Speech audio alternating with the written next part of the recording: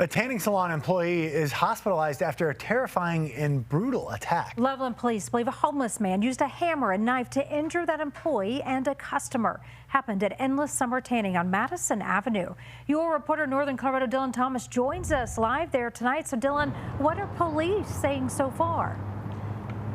Loveland police tell us at this time this appears to have been a random attack, Just before 7 p.m. last night, they say a homeless individual walked into this tanning salon right here behind me, pulled out a hammer and started hitting an employee in the head over and over.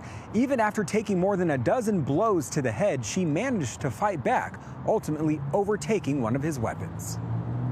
Tuesday evening, 911 operators received a call for help from the Endless Summer Tanning Salon and Boutique off of US 34 in Loveland. They're listening to these victims scream out and cry and want help. Loveland police say 20-year-old Kyle Behrens had just brutally attacked a woman who worked at the business, pulling a hammer from his jacket. And we believe that she was struck more than a dozen times in the head with the hammer. She was bleeding out. The suspect then proceeded to drag her off into a side room, and he tried to barricade the door to the business so that no one could enter in or go out. But as he did so, police say the victim was able to retreat to a tanning room where another woman was on the phone with 911. That customer and our first victim barricaded the door, locking it. The suspect beat through the door and actually punctured the door in a manner that he was actually trying to get through the door itself because it was so heavily damaged, while he attempted to stab and cut them with the knife. Even though both women were wounded, they still managed to fight back. They were able to immediately disarm him,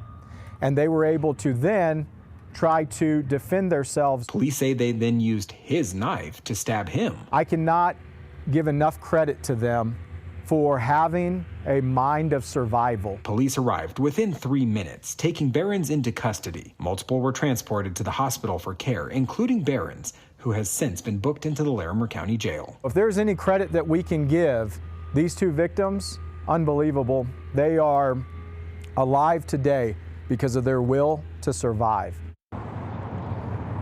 We do know that the victim, who was hit in the head at least 12 times, remains in the hospital with serious injuries. We also know that the suspect in this case was just issued a $500,000 cash bond. Police tell us they do not have any evidence to trace this victim or the suspect back to this location, saying as of right now, it appears to have just been a crime of opportunity. Reporting live in Loveland, Dylan Thomas, covering Colorado First. All right, Dylan, thank you. When news breaks in Northern Colorado, your reporters, of course, will be there for you.